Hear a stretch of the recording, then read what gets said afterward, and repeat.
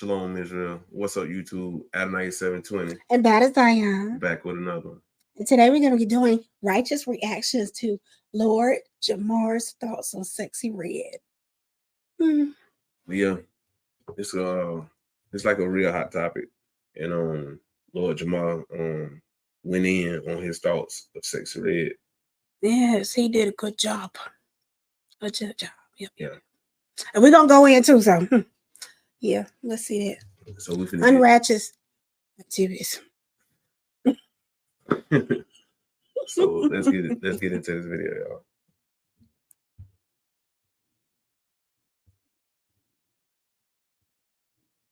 How you feel about Sexxy Red? Okay, so y'all see why I was laughing. Doing this to me, man? Sexy. I mean, Sexxy Red. Again, this is the type of what they want to promote in the Black community. You see that they want to promote like the lowest level of everything. You know what I mean? They're trying to turn our women into whores. You know what I mean? Like they really want to turn our women into whore culture. Like, and Sexxy Red is just another example of how we're going to reward someone who's, you know, very low on the financial totem pole. You could tell this girl came from she come from the dirty jets. Like, you know what I mean? And like everybody knows girls like her. You know what I mean? Yeah. And they're not usually put in this type of position. You see what I'm saying? But they're putting her in this position in order to inspire other young girls to be like her. I saw where they were trying to bring her to a school to like talk to the kids, right? But she pulled up to the school smelling like weed, so they didn't let her in, and she got mad. And she got mad, so she went outside and opened the sunroof to the limo or whatever, and was like twerking out the limo while all the kids gathered round and I didn't know that. cheered her on. Oh man, yeah, fellas, we can do better. We can do better, sisters. Y'all can do better. That's not the type of fellas, you don't want to wife that up. And girls, if you act like her, you're not gonna get wifed up. I'm just letting you know. You know what I mean? That are put in this game to skew the minds of the masses and lead them down a certain road. And the road usually leads to some sort of self-destruction. Get the females on some horse so they can go out here and, you know, have mad babies or you know, contract sexually transmitted diseases and all this nonsense, you know, or to promote pharmaceuticals like Plan Bs and all this bullshit. Yeah, I mean, if you bringing her to a school, she gotta be a plan. Cause I'm like thinking, why on earth would you bring Sexxy Red to a school? Like, who would think that would be a good idea to bring her around kids? It is a good idea. Like, why? Why? Whose idea was that? Like, nah, I don't think this is something that our children, nah. But maybe she's from around the way of the school, you see what I'm saying? And they act like, look, this is a girl from around here that did good, even though she's doing bad. All right. Jamar said a lot.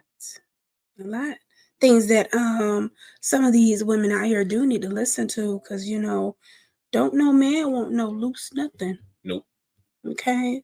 So if you want a man, what some of y'all should want a man, do you think you're going to get one with having a lot of bodies? No. Twerking and showing yourself like that. Half of Canada done seen you. So why should that person want you? I wouldn't want you. You want No. him? You got something to say about this? Some scriptures or something to back it up? Yes, I do got some scriptures. Okay, so I do want to point out, right, the mermaid spirit, okay? It symbolizes someone living by their own terms, being rebellious, and so-called showing the freedom that they acquired, okay? This spirit is associated with seduction. Now, some of you may have watched this Sexxy Red videos and stuff like that. I don't watch that mess, but some of you may have. And not just her, but other countless rappers, okay, are out here flaunting around their goods and these shorts and all that type of stuff, twerking and gyrating on the next person, man, and all those type of things to seduce that person, okay? And when you get seduced as a man, they're going to lead you to the pits of hell, okay?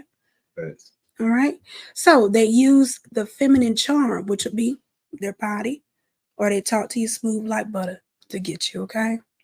And that's to captivate a man and lead them to their doom, which means hell, okay?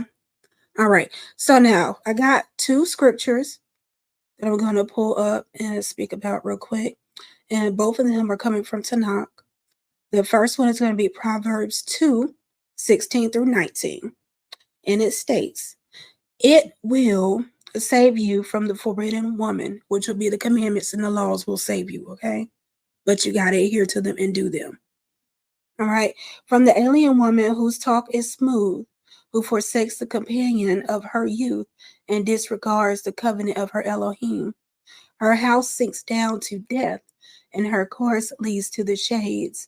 All who go to her cannot return and find again the paths of life. Okay. So, what I am taking from this scripture, correct me if I'm wrong, Adoniyah, if you choose to follow behind a Jezebel, a loose woman, a mermaid spirit, okay, anything of that nature, you're not just forsaking your Elohim because you're going to go follow hers, okay? So what's going to end up happening is that woman going to attach to you with all type of spirits that she done been with all these other men. She's bringing them to you as well. And guess what? All y'all, those 50 dead bodies or whatever, dead is what I said, y'all gonna go to hell, okay? And then by the time you wake up and you realize, well, dang, I done messed up. You already forsake your Elohim, Yah, to follow behind this woman and whatever type of malicious stuff she want to do, okay?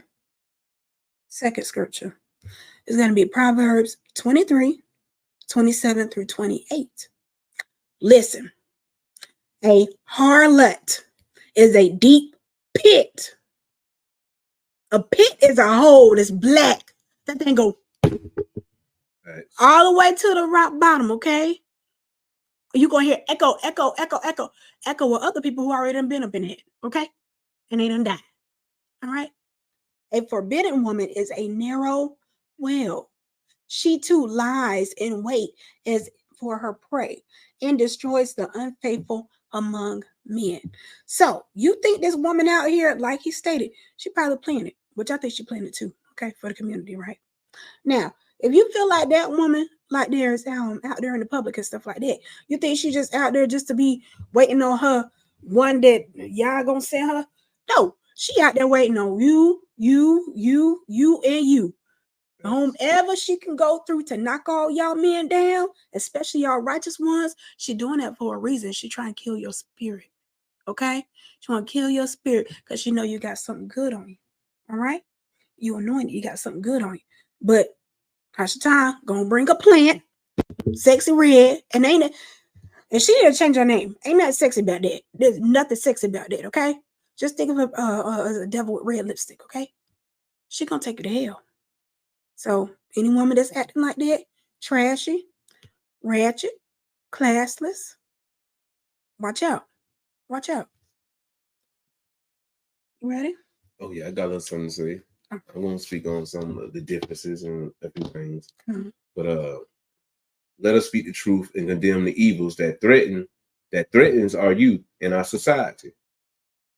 Ungodly women, sexual deviants, and leading teen women astray are abhorrent and must be denounced. Deuteronomy 23 verses 18 through 19 makes it clear that the hire of a harlot is an abomination to Yahweh. How dare we condone or engage in such filth? So the next one, Proverbs 5, verses 1 through 14,